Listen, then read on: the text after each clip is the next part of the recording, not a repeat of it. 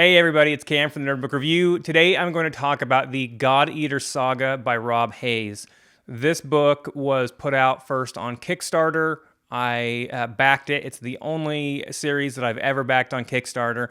The reason why I did that is that it's kind of got a unique way that Hayes is putting these out. So technically the Godeater Saga is a trilogy of trilogies. There are 3 book ones that are all coming out at the same time. If you back the Kickstarter, then you get all 3 of those. The first one is called Demon. It is set 3,000 years before the main book, Herald. The second book is set 1,000 years before the main series. It is called Deathless. And I'm going to talk a little bit more about those 2 books here shortly. But I do want to say that I feel like I might have done things in the wrong order. First off, Demon, which, technically is the very first book since it's the first book in the first trilogy that's set 3,000 years in the past. It's about 200 pages long, and Deathless is also about 200 pages long, and it's set 1,000 years before the main book in the series, which is like 850 pages long. So I read those first 2 short stories thinking, hey, I'm going to read, the info from 3,000 years in the past and then the one that's 1,000 years in the past. But I actually think, and I actually talked to Rob Hayes just a little bit on Facebook, that he designed it so that you would read the main one first and then the other 2 after. And I think that maybe that's the better way to go. I agree with him on that.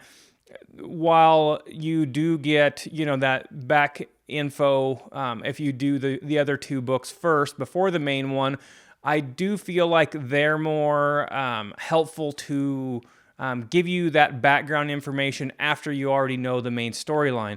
That might sound a little bit weird that, that you shouldn't read a prequel first, but I really feel like I would have preferred to have read, the main book first. Part of the reason is that in the first one, so the whole premise, right, is that humans found out that they could kill angels and gain immortality and strength. Well, we know that's the premise, right? That's right there in the Kickstarter. It should be up on the screen right now. We know that, right? So even though with the first 2, we get to see them before they've, actually, figured this out and gained those abilities, I don't feel like it's spoiling anything, to go back. Like the first main character that we're going to see, who I loved, by the way, her name was Deanne. She's 18. She has no special powers. She is living in a time when humanity is in danger of being overrun by demons and almost wiped out. I loved her. I thought she was just such an awesome character. I actually felt like it was a little bit jarring when I went to the second book, where I didn't get to see her anymore, and she's basically just like a mythical figure from 2,000 years ago. And when we get into the second one, and basically humanity has its own empire, and at least in the lands that were once controlled by demons, everything is controlled by men at this point, and we have a true empire, right? I feel like I maybe would have liked to have seen that background information, and the way that it's written is kind of almost like legend, right? As you go to the next ones, but I think that I would have enjoyed, going with Herald, the main book first, and maybe that's going to be my recommendation, moving forward. As far as what I thought of the 2 books, I loved Demon so much from the very first page to the last page. I honestly wish that it had been so much more than 200 pages long. It's a hard 10 out of 10 for me. The main character, Deanne, as I've mentioned, she's only 18 years old or somewhere in that range when she, gets taken by demons and her village, gets wiped out in the very first chapter. It's brutal. It is a dark and brutal book. There's no question that it is grimdark. Book 2, once we get into that one, Deathless, it's a lot less grimdark. It deals with a future king who is trying to escape death. He knows that he's about ready to die. He has been fighting against these angels who we meet in book 1, and who have basically set up a rump kingdom of humans who are forced to do what the angels want, because the angels, they're immortal. They are super, super powerful. They're able to kill like hundreds or thousands of humans with very little effort. But while I still enjoyed book 2, I think that the main point of view character, I didn't love him the same way that I loved Deanne, and I think that while I was still rooting for him, I have that theology degree, but I might be a heathen at this point. I was rooting for the humans over the angels, but I don't know that I just didn't care about him and the politics nearly as much as I did Deanne. So I would probably give him the second book maybe an 8.5 or a 9. Certainly not the 10 out of 10 that I gave Demon. I loved Demon. It's going to be, one of those 10 out of 10 on my book of the year lists. And I'm excited to see how things go once I actually get into reading Harold. Now, as I've mentioned, I think I've mentioned, if I didn't mention, the books are going to be widely available in a tiered. They'll start off the end of June, and then the next 2 books will be available like middle of July and end of July. Widely. So I'm going to wait a couple of months before I actually put out a review for the main book in the series, that being Harold. As far as my thoughts on the Kickstarter and the unique way that Rob is doing this, I really found this just to be a cool concept, and I really think that that it's just fun, and it's something that was unique. It drew me in. I've had a lot of other books by authors that I really enjoy that have been on Kickstarter, and I don't know that I've ever seriously considered backing another set of books before. And I was excited to to back the Godeater Saga because of having 3 books coming out at once. Technically, it's about 2 books as far as book lengths go, with those 2 at 200 and one 850. So still getting over 1,200 pages of works for the one backing of Kickstarter. I did do the ebooks as well as the hardcovers.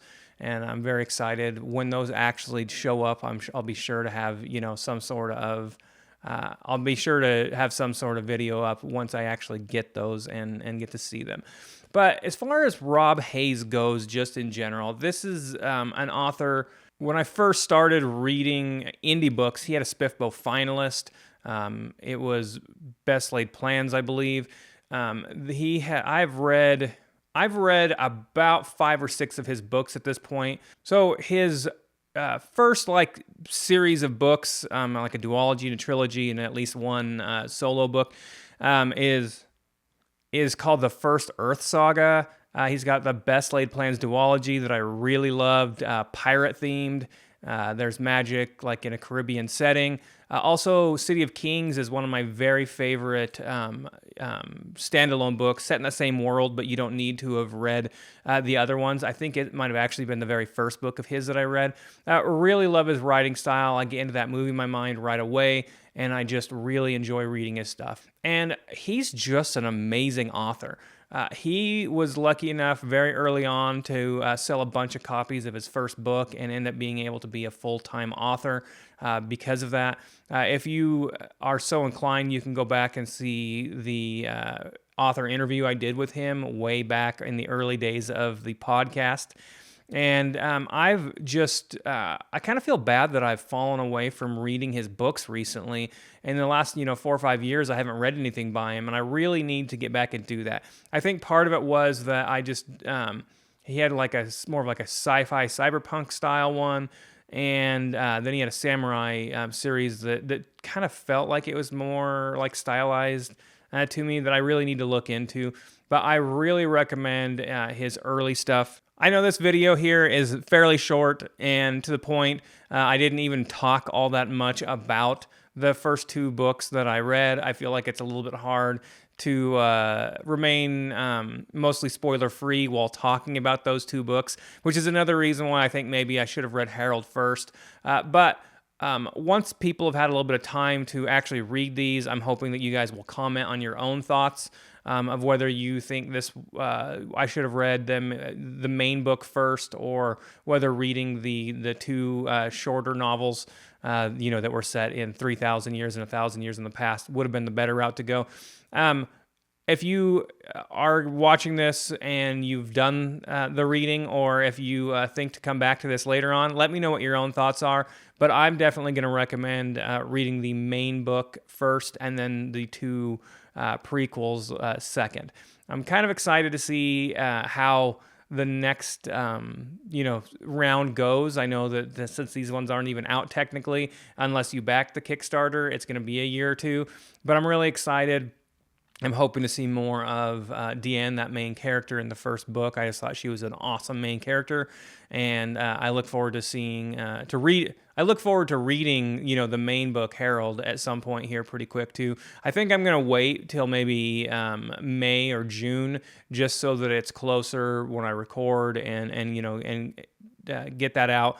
I've mentioned several times recently that I'm having trouble getting videos recorded and out just because of how much of a constraint I have on my time. And so I'm going to push the main book out a little bit because of that. All right.